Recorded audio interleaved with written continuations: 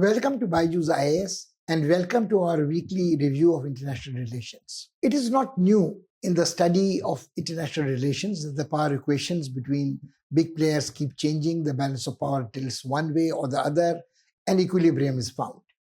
But what is fascinating is that normally the rise and fall of great powers, their changing relationship, takes decades. What is fascinating about what is happening in recent past is the retreat of America as a superpower number one from international arena and the advance of an aggressive expansionist China and the whole attention of international scholars, students of international relations, is focused on what is going to happen in the next few months, next few weeks. There is hardly a week where some flashpoint or the other doesn't ignite on the global map. There is not a week when we don't talk about how is America going to respond to China or how far is China going to provoke America. This has been happening for the past 3 months. Actually, people had been waiting almost with bated breath with the election of President Biden that how much of the policy of United States would change about international relations. Trump was more or less like a bull in the China shop, to mix metaphors in the context of People's Republic of China. And he seemed to be very unpredictable about how he would behave in international relations. So people thought that a more experienced person like Biden with experience of diplomatic relations, having served as a vice president when Obama was the president, would probably try to rectify lots of those mistakes. But would these rectifications of knee-jerk reactions of Trump be enough to restore America to the primacy of its power? Would it regain its balance, literally not only the power balance, but balance to stay steady? And then came the corona pandemic, which was raging in Trump's time, and all kinds of pressures were put on America. But at the same time, people started asking questions that how long could China sustain its expansion, its aggression, spreading itself too thin, its megalomaniac-like ambition of one belt, one road initiative, overcommitting itself on investment, and almost sparking of a resentment about entrapping people it was supposedly held in a debt trap. Now, these two things have been more or less constant in international relations in the past few months. But what has been interesting to watch is Americans seems to have taken a decision to hold back for the time being and withdraw from an active interventionist role in international affairs. Will this mean that the China will also exercise a corresponding restraint? We want to discuss these things with you during this edition of Weekly Review of International Relations, because for the past 3 months, 2 or 3 interesting things have happened. There has been a meeting of the US Secretary of State and the Foreign Minister of China in Anchorage. There have been statements made by the US President at the G7 meeting at Cornwall. There has been speculation about the high-level meeting which is taking place between Wendy Sherman, the number 2 senior-most diplomat, the Deputy Secretary of State, and Wang Yi again, how this is going to affect the rest of the world. And is not only, what has been interesting to watch and comment on is that is not only the behavior of big powers, the 2 contenders, main contenders for number 1 slot, which is interesting. It is small players punching much above their weight. One of them is Israel and has been in news for export of its spyware, cyber warfare weapon Pegasus, which has created tumult in many countries, including India. Its political implications for Israel. India is the largest purchaser of its arms deals, arms and weapons and supplies, and some of them are unmanned vehicles. There are surveillance equipment. Pegasus is one of that. And this has created some resentment in India's traditional partners like Russia, where from it has sourced most of its military hardware. So it is not only America versus China. On the margins are countries like Israel, which have traditionally been not considered important enough a player. It was supposed that Israel could only do this much in international relations because Americans supported it. What about America's Atlantic allies? What about what is happening in European Union? All these things we wish to discuss, and this is important that you try to understand the fundamentals of, in historical perspective, of America's role in global politics, China's ambitions, and how it has been happening. So this is what we intend to discuss with you, and this will be the recurring theme in whatever events we survey in coming weeks.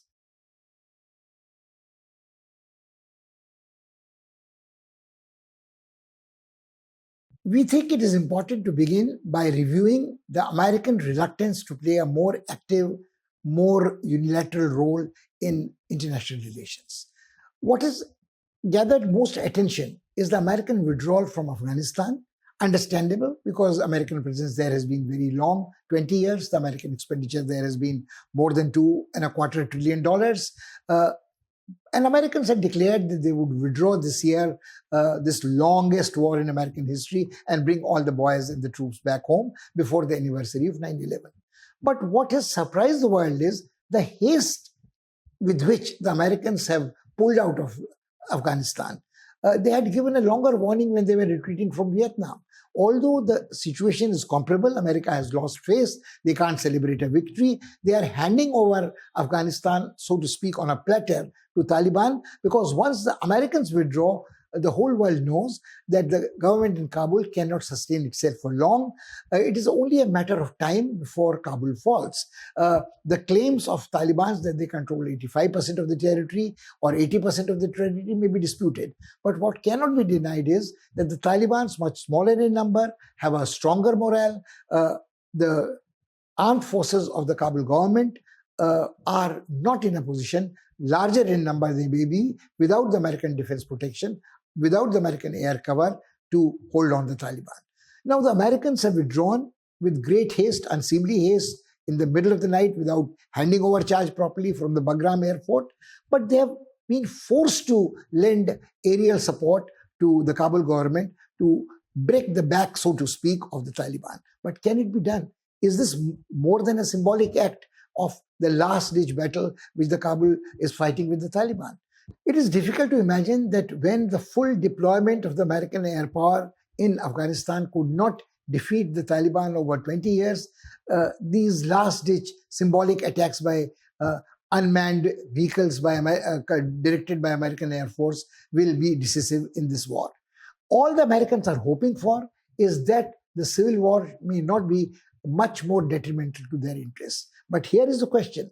Are there any vital interests of Americans in Afghanistan today which they give priority to? While the world has been focusing on Afghanistan, we see the weariness, the tiredness of the Americans not to get involved in areas where they do not think their vital interests are anymore involved. If they are going to stop China with the aid of India in the Pacific theater, in the South China Sea, in the Indian Ocean area, Afghanistan is not material for that. As long as they know they are leaving a vacuum in Afghanistan, others have already stepped in to fill the vacuum, like in physics, in international politics also, vacuum is not there to last for long. The Chinese are there, and the talks with Taliban in Doha have become prehistoric. There is another set of negotiations in Tehran, which we have discussed with you before, which has replaced it. China, Russia, on the margins Turkey, Pakistan, and Iran are talking to the Taliban there. So whatever diplomatic breakthrough is going to be achieved, it is going to be achieved in Tehran, not in Doha, where the Americans cannot play an important role. Now, we have discussed the implications of this for India. That's besides the point. What we would like you to keep in mind is that Afghanistan is not the only place where Americans are withdrawing from or have declared an intention to withdraw from. Take, for instance, Iraq, where there have been repeatedly increased number of attacks on bases where American personnel are deployed, and where from also Americans are going to withdraw their combat troops entirely. Now, there may be great feting and hospitality given to the Iraqi Prime Minister Khadimi by the Americans, but the Iraqis know that the Americans are not going to be there, like in Afghanistan, reliably giving them defense cover. At the most, there will be diplomatic support. At the most, there would be training. But there are so many factions fighting in Iraq as militias of different ethnicities, of different sectarian commitment, that they cannot be held together by any one leader.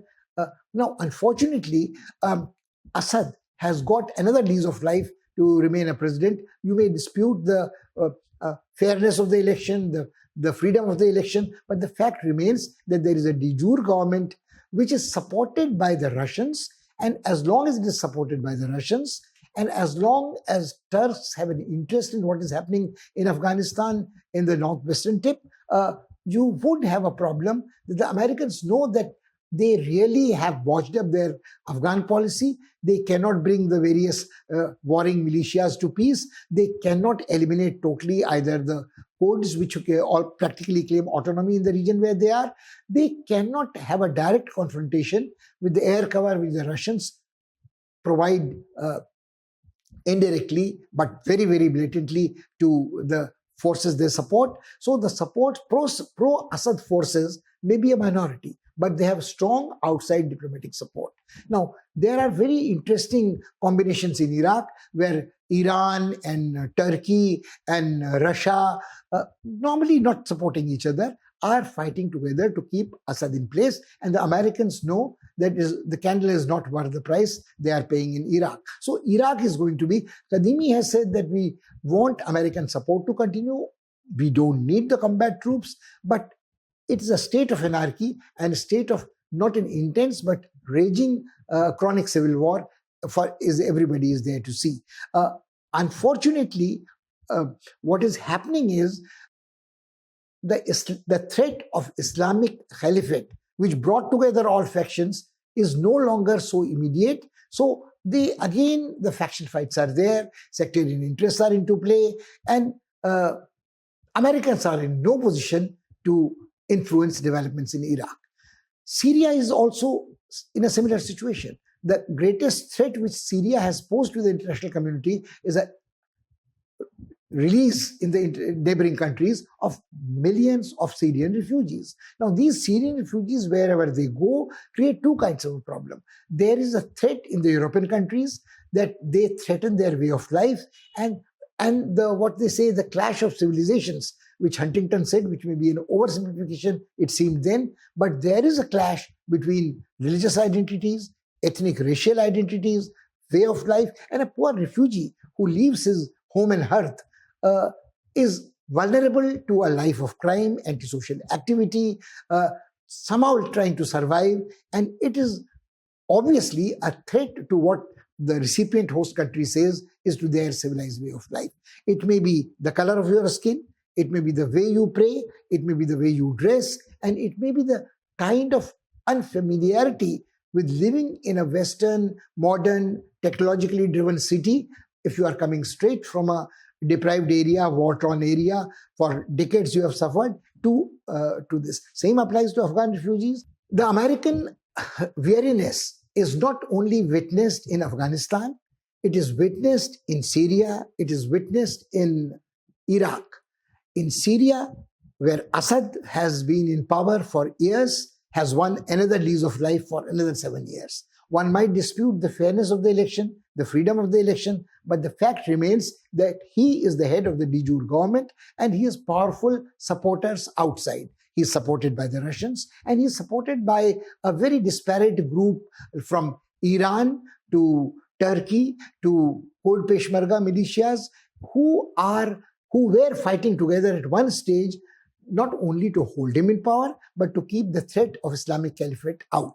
Islamic Caliphate threat is not looming so large at the moment, but one never knows when it can reassert itself because during the long-drawn civil war, what kept together the various militias has gone away.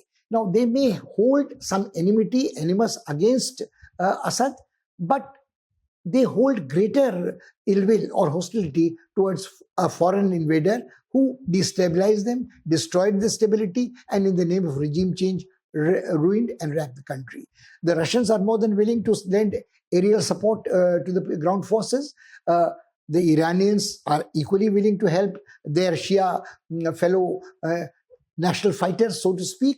And also the Kurds retain control of the territory, not only in Iraq northern part, but they can influence through their Peshmerga warriors fighting somewhere else.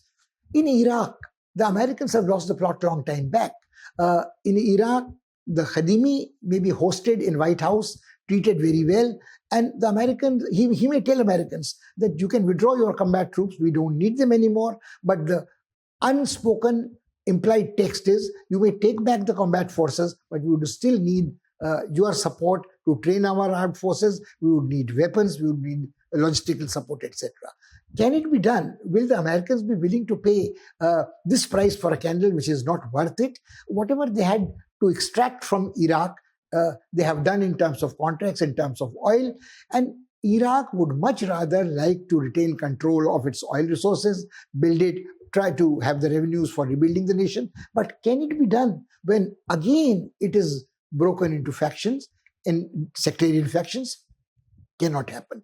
Now, the same thing applies to Libya, because the Americans did not realize what would happen to Libya after Gaddafi. The priority then was to eliminate, assassinate Gaddafi, and then say what would happen later. We'll worry about that later.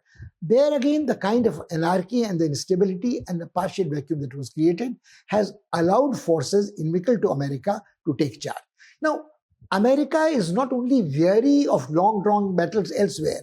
The number of American fatalities has been less in the Middle East or on the North African strip of land than it ever was in Vietnam. But the fact remains that all these things put together signal to the world that America is incapable, despite its massive economic and military power, technological superiority, to turn the tide of war.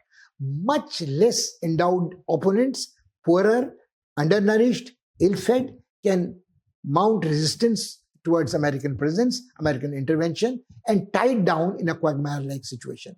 The American voter is no longer willing to pay a price for this. So this is a classic situation where Americans withdraw from territories far from home and come back home. Corona pandemic has put a great pressure on American economy. The fatalities have been very, very, very large. Also, the Americans, as the election showed, have been divided down the line between white racial supremacists, evangelical Christians, and people who support a racial discriminated, divided society as long as the rich can have their lifestyles untouched and they are not taxed. So this post-Trump era doesn't mean that America has healed its wounds. There are ongoing debates in Supreme Court about fundamental issues like abortions, like same-sex marriages, like what laws are going to be applied in states where indigenous population are in large number. How are they going to cope with race relations and a police which has been found to be wanting in sensibility when it deals with accused or unarmed protesters belonging to a colored skin. So these are the issues which are priority for Biden. But what is more important to realize is that it's not only Afghanistan and Syria and Iraq and Libya that have been causing concern to Americans. I think nearer home is which very few people realize, that the distance between Washington and Buenos Aires is almost twice the distance between Washington and London. So what happens is, or New York and London. So certain capitals in Europe, the Atlantic allies, are far more closer to America than to the traditional backyard of America, the Latin American subcontinent. Let's take a very quick look at this. Whether you start from Mexico, next door to Texas, where the president is of socialist inclination, and he tries his best to please the Americans when it comes to controlling organized crime or drug cartels, but he would like to retain an independence. When he was recently addressing a meeting, he said that look at Cuba. Cuba should be declared a human heritage site, the entire country, because it's an ideal example of resistance to outside imperialistic interference. Now, which means that in long run, the Mexicans, with the president who has of socialist temper, the country which is left-leaning, the country which is having economic problems, would find affinities with Cuba and not like to alienate its immediate neighborhood by saying that is a lackey or a lapdog of the Americans. Americans may put pressure on the President Obrador, may try to compel him because of his economic difficulties. Unless he does this, he would not get this aid. What is happening in Cuba is even more distressing, because the Cuba is having historic protests in the post-Castro period, but the Cubans say categorically that the American state is trying to destabilize them. There have been sanctions against them in the height of corona pandemic, which have cost lives. They have not been denied humanitarian relief. And the Mexican government was one which sent a few months back 2 shiploads of syringes, drugs, and food grains for the embargoed Cuban nation. So the hopes which Obama had said that relationship with Cuba would be normalized, there would be tourism promoted, direct flights would be started, embargoes would be slowly lifted, and the Cubans would slowly move towards a normal life, and maybe their hearts would be won to the capitalist path. It has not happened. The embargoes have not been lifted, and because of the instability of protests in Cuba, in Havana, recently, Americans have had an excuse that the Cubans are not happy with the present government and there should be intervention. They have tried this intervention in Cuba from the days of Bay of Pigs episode, assassination attempts at Fidel Castro, but Cuba has survived all that. Now, it's not only Cuba and Mexico. You go to Venezuela, an oil exporting country, a country which was reasonably affluent in the context of Latin America, and Americans were very unhappy when an anti-American president, Maduro, was elected. They said it was a rigged election. They tried to support his opponent. Some mercenaries tried to mount a coup against him. Nothing succeeded. And Maduro remains in his place. The only result of American intervention in Venezuela has been the anger they have shown against Venezuela for charting out a path of its own is the Venezuelan economy has been ruined. A country which was exporting oil has citizens lining up for oil. Food grains prices have skyrocketed.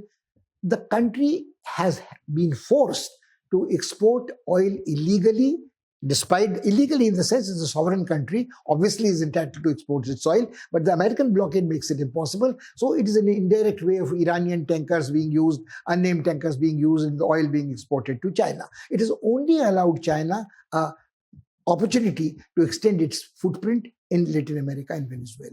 The same thing is happening in Peru, where Fujimori, the conservative president, lost. It was a very, very tight contest. The socialist Castillo, the presidential candidate who won, was 50.5% versus 49.5%. So it's a very, very tight photo finish. But the fact remains that the socialist president-elect again has taken up a more combative stand against America. So whether it is Peru, whether it is Argentina, whether it is Venezuela, whether it is Mexico, whether it is Cuba, America has been losing out. The same thing is true of Brazil, a large country, the largest country, a member of the BRICS, close partner of India from IPSA BRICS. The problem is Bolsonaro there is an autocrat who, like Trump, first fooed the COVID pandemic, then has had a crony capitalistic path of development, tries to subvert the rule of law. His law ministers have resigned, his generals have resigned, his health ministers have resigned. He continues despite his corona attack which he suffered, his hiccups which he has suffered, his surgeries which he has suffered. But it's very difficult to imagine that he can last long under these circumstances. He has also been accused of systematic destruction of Amazon rainforest, threatening the extinction of the way of life of indigenous people. So come, have a look at it. Argentina is not exactly pro-American at the moment. Bolsonaro may be pro-American, but the rest of the Brazilians hate him for being pro-American and being supported by the Americans. Chileans have had a massive protest movement to have a rewriting their constitution, and they probably are asserting their independence. So three large countries, Argentina, Brazil, and Chile, are not exactly in the American.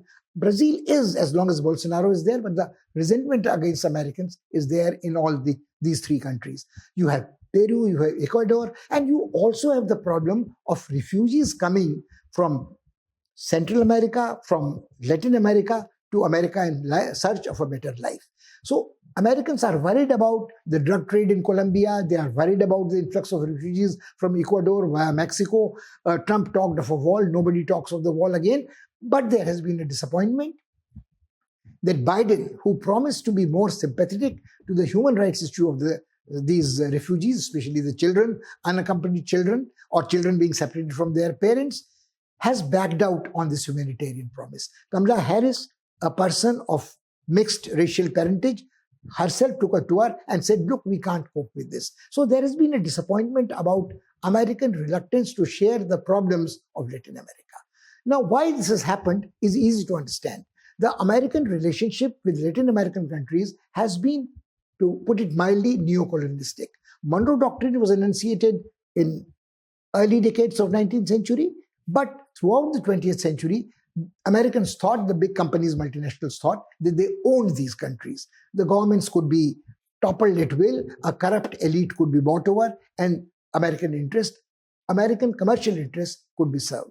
Now, at the moment when America is apparently a power in decline, can it assert itself even in Latin America? That is an issue which the whole world is watching, because with the retreat of America, we said it before, it is worth repeating, Chinese have tried the Pacific route to reach Peru. They are fishing in the exclusive economic zone of many Latin American countries, which might lead to a conflict later. They have established a base station in Antarctica and are eyeing to expand their footprint there also. And the Americans, are they in a position post-COVID to even assert themselves in Canada? Now, in Canada, towards the north, there is another problem. There have been rising demands that the Organization of American States needs to be disbanded. We have to have a new relationship. There have been small skirmishes between Canada, the government in Canada, and the indigenous people. The discovery of graves of indigenous children in Catholic schools we have talked about, the appointment of a person of indigenous original nation as a Governor General we have talked about. But is it possible that the race relations can be separated in what happens next door in America and what happens to either people of white race, of Christians or non-Christians in Canada? So these issues, can the Americans influence even the development in North America, towards Canada? Can the meeting we referred to between the Chinese and the Americans took place in Anchorage in Alaska. But more than the symbolic significance, Alaska almost seems to be a tri-junction between the extremities of China in Pacific, Russia, and of course America. But would you imagine that besides is almost like a symbolic significance of a chess match organized in Reykjavik between the two chess grandmasters of Russia and America? But can they really bring about anything substantial on the table is something which we have to understand. In this context, we see the next step which we must look at: what is motivating the Chinese aggressive behavior in other theaters? If America is in a power in decline, not only in Middle East, not only in South Asia, not only in Southeast Asia, but also perceived as a declining power in Europe and also in Latin America, what scope does it leave for the challenger to extend its footprint?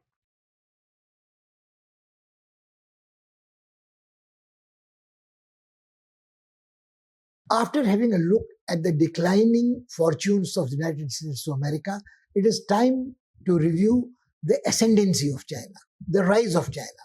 Now, we must enter a caveat immediately in the beginning. It is not a question of contrasting the decline of America with the rise of China, but the two are interrelated. The Chinese are belligerent.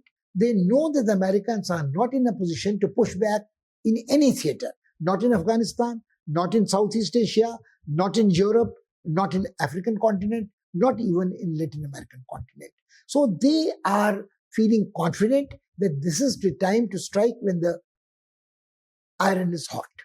Now, the Chinese have had two interesting landmarks which they have in mind.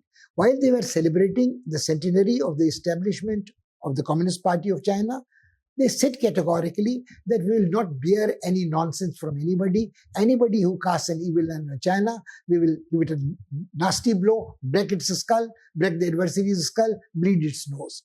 This was deliberately provocative statements. At the same time, when the Americans and the Chinese were meeting, high-level meetings were taking place between Secretary of State Bilkin and Chinese Foreign Minister Wang Yi in Alaska, it was only a symbolic gesture.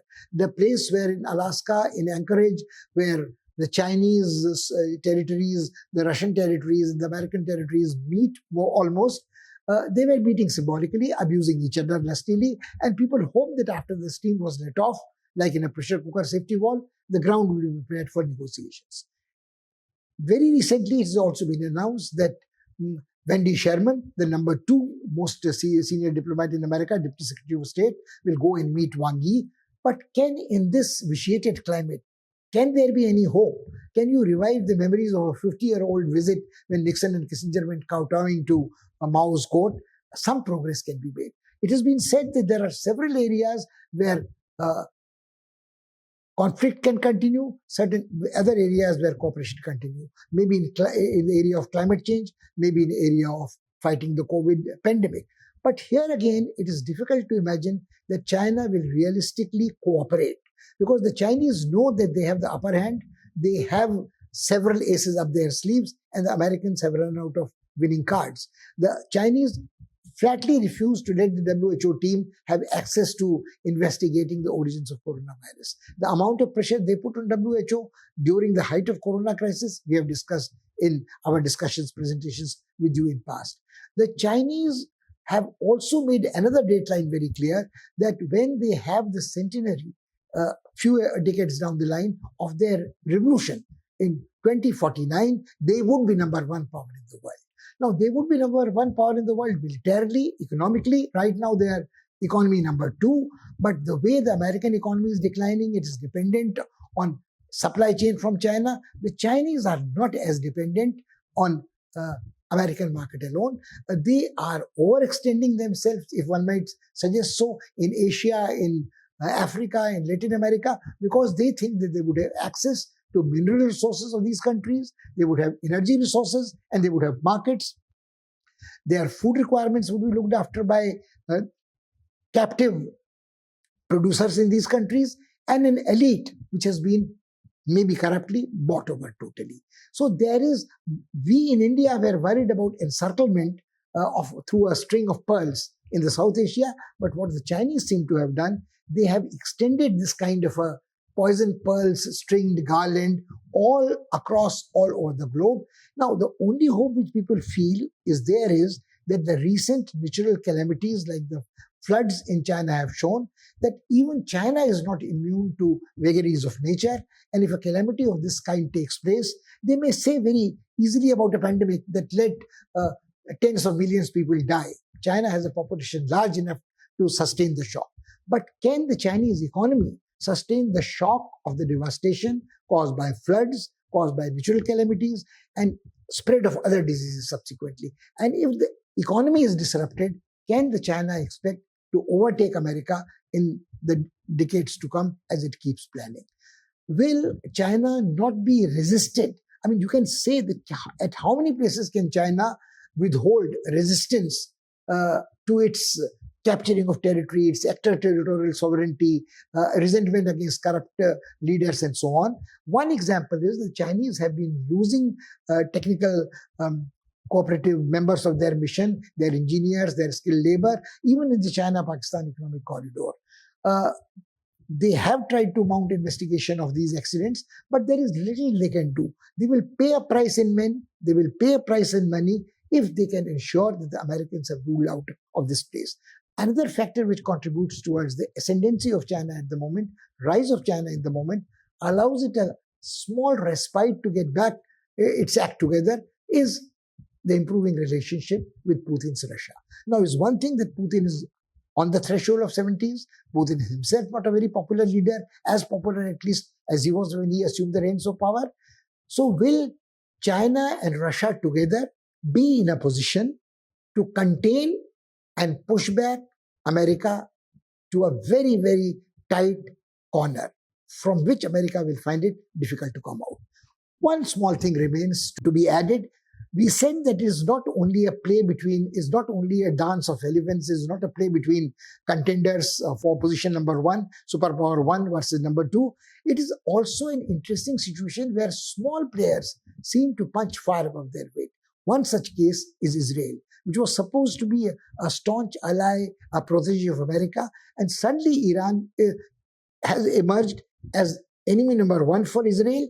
And in this context, Israel is willing to let its relationship with America be put at risk.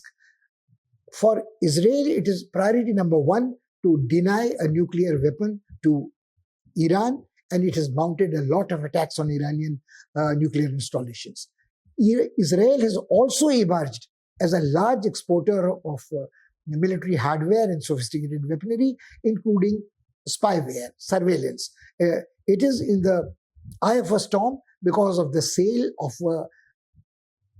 Pegasus spyware, which can be used as a cyber weapon, which cannot be sold without the consent of the Israeli government. So 43, 44 countries in the world which have bought it, Saudi Arabia, Morocco, countries in Africa, including India. we cannot say that it has always been used legitimately against in the fight against terrorism.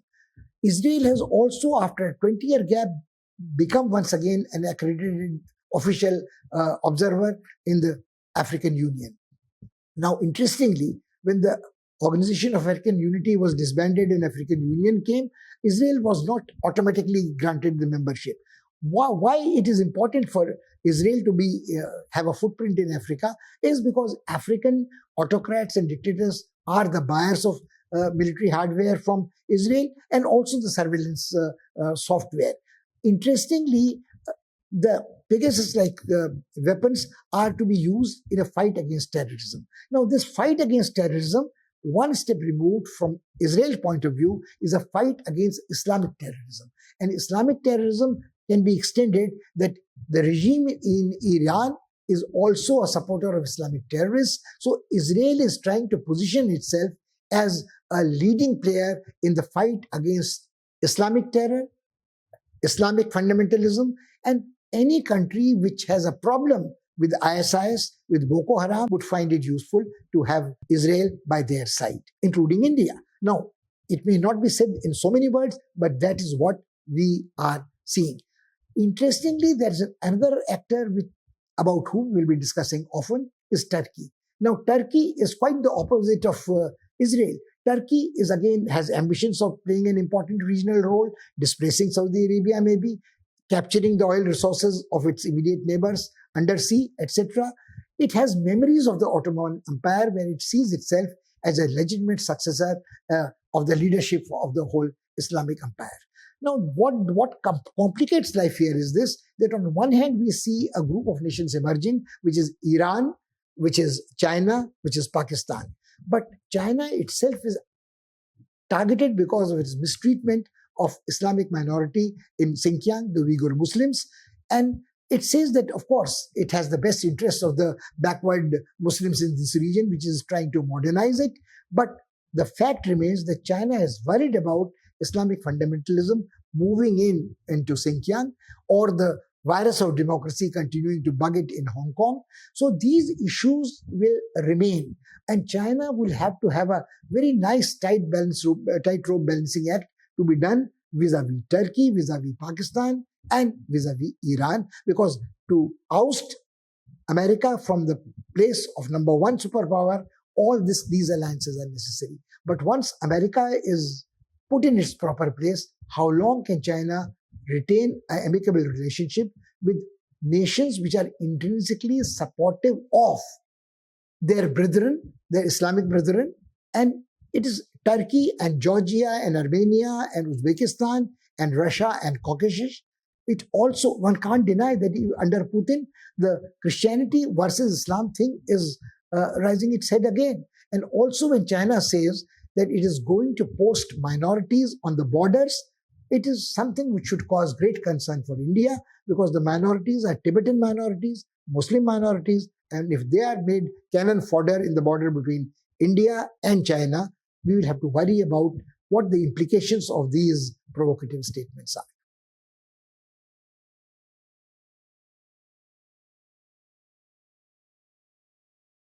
Time for a quick recap before we conclude.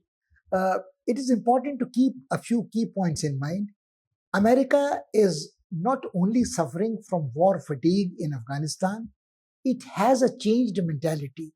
Its priorities today are domestic, whether it is economy, whether it is recuperation after COVID pandemic, whether it is healing its own society from the cancer of racial prejudice, white supremacy, Christian evangelism, and also threats to constitutional federalism, which the last-ditch battle after Trump lost his election were clear: the assault on the Capitol Hill, the divisions in Supreme Court, and the insistence of American citizens on certain fundamental rights which they are reluctant to compromise and accept reasonable restrictions on, like the right to bear guns, right to have privacy, invoke First Amendment, and whether they want to live with the slightest restriction of their liberty, however unreasonable it may seem. They also contest the logic of science, Either they believe in their religion with a dogmatic faith, which they are not willing to accept or concede to others. So this thing, the constitutional impasse, and also the division of power between Republicans and Democrats in Senate, which is 50-50, makes life very difficult for President Biden. So he has not only seen wisdom in withdrawing and being isolationist from other war theaters of action, from Southeast Asia to Middle East to South Asia to African continent to Europe, but even in the immediate backyard of South American continent, they have no time or inclination. So we probably have to live within America, maybe not in perpetual decline, but in retreat for foreseeable future and reluctant to come to aid of its allies. It can drop very unexpectedly its commitment to Afghans. It can do the same to the Atlantic allies. It can probably do the same to its partners in the Middle East. It would let the regional powers find a local equilibrium on their own. This would create problems for India because India in recent past has banked on the strategic partnership with America and looked forward to playing a more significant role, maybe in Afghanistan, maybe in South China Sea, maybe in Indian Ocean, even more ambitiously in Indo-Pacific Rim with American support. But can one take this support for granted anymore? Now, Americans at one stage were very keen on preaching India that it should pay a price for the role it seeks for itself as an emerging power. Americans, it seems at the moment, are reluctant to pay the price of being a superpower, and as long as this is there, we have to do a serious rethink for the short term as well as the long term period about our alliances and our adversaries and how we cope with them.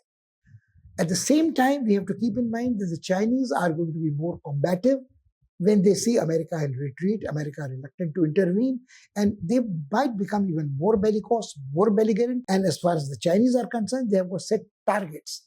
They have set very clear-cut targets when they want to become power number one in the world. When they become power number one, will they brook anybody even distant second in Asia is an open question. This is all we have for this week. We look forward to you meeting you again next week. We hope till then you think through these complex issues which are going to be of lasting significance. A very, very long shelf life for this decline of America and rise of China. Goodbye till then. Thank you.